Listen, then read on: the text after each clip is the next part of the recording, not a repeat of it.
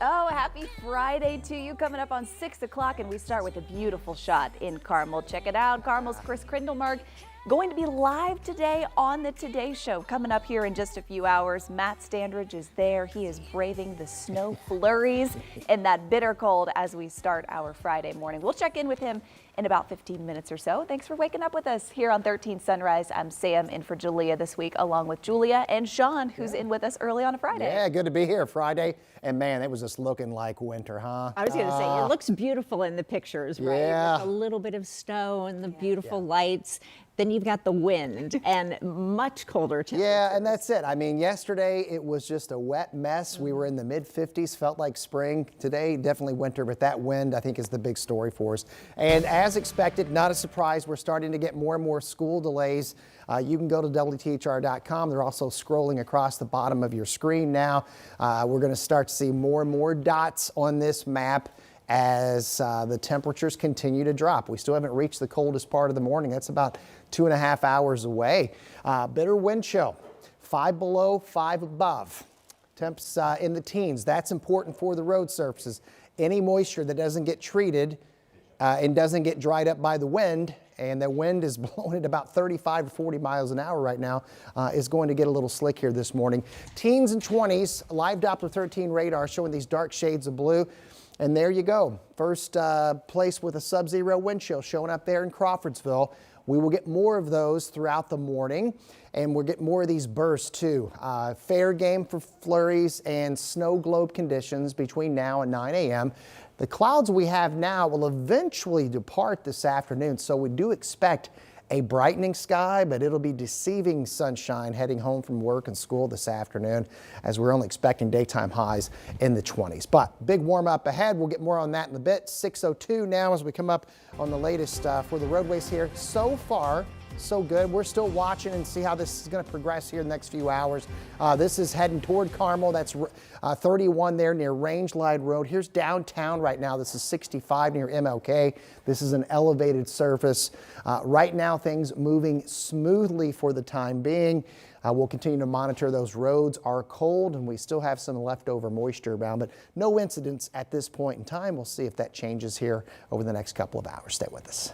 Sean, thank you. And if you want to see how these weather changes could impact your holiday travel plans, especially the next week or so, just download our live Doppler 13 weather app. That's where you can find our interactive radar. You can go right to your neighborhood. Plus, the daily weather blog is there as well. Friendly reminder for you.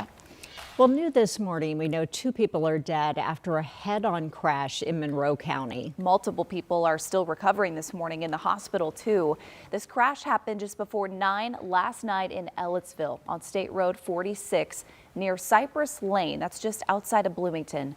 Police tell us a westbound Chevy crossed the center line and crashed head-on into a Jeep. They say 2 people in the Chevy were killed and 3 people in the Jeep were taken to the hospital. They are expected to survive, but right now that crash is still under investigation. Police do say if anyone saw what happened, you're asked to contact the Ellettsville Police Department. In Indianapolis this morning, Metro Police are investigating a deadly shooting on the city's west side. Police tell us they found a person who'd been shot near 465 and 38th Street. This is the crime scene around 8 o'clock last night. Police say that person died at the scene. Police say multiple suspects approached a car leading to a fight before shots were fired, and they say those suspects took off. So if you know anything about what happened, you're asked to call Crime Stoppers. You can do that anonymously.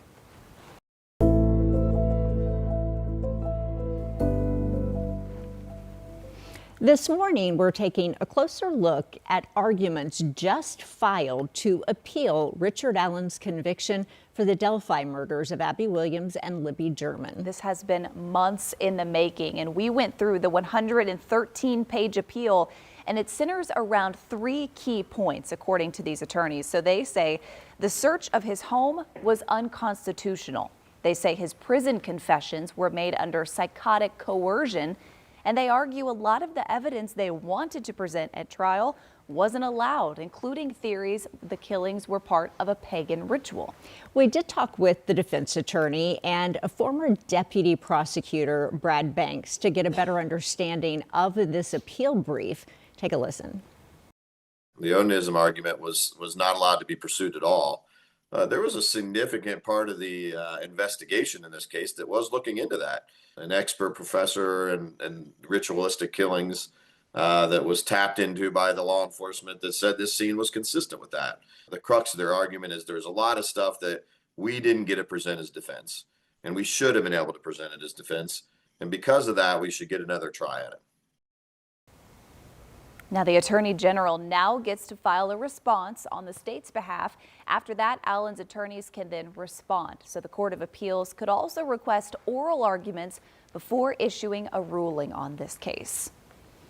Now, of course, we've been covering this since the first part of this when it started back in 2017. You can stream our special Justice for Abby and Libby that recaps really the big events from over the years in this case leading up to the arrest, trial, and sentencing. That is all available on our free streaming app, WTHR+. Developing this morning, 3 kids are under arrest accused of fighting and causing a massive evacuation at the Carmel Clay Library. Now, this is something we've been looking at all week here. So bizarre. The director of the library now tells 13 News the fight initially broke out Tuesday in a community room before spilling out into the main hallway. Well, that's when officers had to be called in and they evacuated that building. And the police say anywhere between 500 to 1,000 young people were there. Yeah, we heard from a spokesperson from Carmel Clay Schools. They sent us a statement saying in part, quote, "We are disappointed in the actions of the 3 students involved. Their behavior does not reflect the expectations we hold for our students." They went on to say it is unfortunate that the actions of a few can jeopardize a strong partnership with the library and bring negative attention to our community. Well, this morning, talks of yet another potential data center. This time they are back in Marion County. They keep popping up, this one in Decatur Township, where many residents say they don't want this. Anna Chalker joins us in studio this morning with the company behind it and why their journey to approval might be a little different than some of these other centers. Anna? Well, ladies, the AI tech company Saby is looking to build a 250 megawatt data center in Decatur Township, but there's an important voice we won't hear on this project that we typically would hear in these processes, and that's the City County Council. This is because the land is already zoned for industrial use, and all the petitioner is asking for is a variance change. So if this is approved, the center would involve 2 large facilities near Canby and Kentucky Avenue. And Saby says the project will claim more than $20 million annually in property taxes, and they'll also bring hundreds of jobs to the area. The CEO, John Saby, met with Decatur Township residents at a listening session where there were some strong feelings from them on this. He says the company is taking in that feedback, but feel they're doing everything right when it comes to making the township their new home. A lot of what we have designed and engineered is going to meet a lot of the things that they are asking for anyway. They just, I guess, don't really understand how we're either answering the question or they don't believe us when we tell them that we're doing that. Since the proposal does not need to go to the City County Council, it's on its way now to the Metropolitan Development Commissioner and Hearing Examiner. That'll happen at the end of January. And like you saw, a packed house there at that meeting, a lot of strong emotions, people just saying they don't want this here. They've seen this happen in all these other counties and townships. So we'll share some of those concerns coming up and kind of what they are seeing if this could be built. It kind of seems maybe like the future of a lot of states sure. are these data centers. Thanks. Also this morning, Indiana Governor Mike Braun says he wants to focus on affordability, healthcare, and education as some of his top priorities as we head into the new year. And he talked about that during the latest in a series of fireside chats with different groups across the state. And if you recall, he ran on transparency and accessibility. So Braun says he wants to continue that, and he also wants to hear from anyone who wants to talk to him. And I want to hear good ideas. I don't care where they come from, and we're all in the same boat together. Let's make Indiana the place that people look at, not necessarily places like Florida, Texas, Tennessee. That's my goal, get our kids to move back here for a great place to build businesses, start a family. Now, Braun also talked about supporting small businesses, startups as a key part of growing Indiana's economy. Your time now is 6:09. This morning, we are following another incident of people being turned away from a naturalization ceremony here in Indianapolis. The Marion County Clerk's Office tells us 100 people were initially invited, but 15 of them were notified this week they are no longer eligible, and at least 2 others were turned away at yesterday's ceremony. This comes as the Trump administration announced its expansion of a travel ban to include 5 more countries. And we know one of the people turned away from that ceremony this week is from Niger, which is one of the new countries added to that ban. Just last week, we saw 38 people turned away from a different naturalization ceremony in Indy as a result of the president's travel ban. Well, starting Monday, hospitals here in Marion County have announced they'll start putting in place temporary restrictions for visitors. The move is, of course, in response to an increase in flu and RSV cases already in the state. So anyone with symptoms of an illness like a fever or a cough, you're not allowed inside the hospital for visiting hours.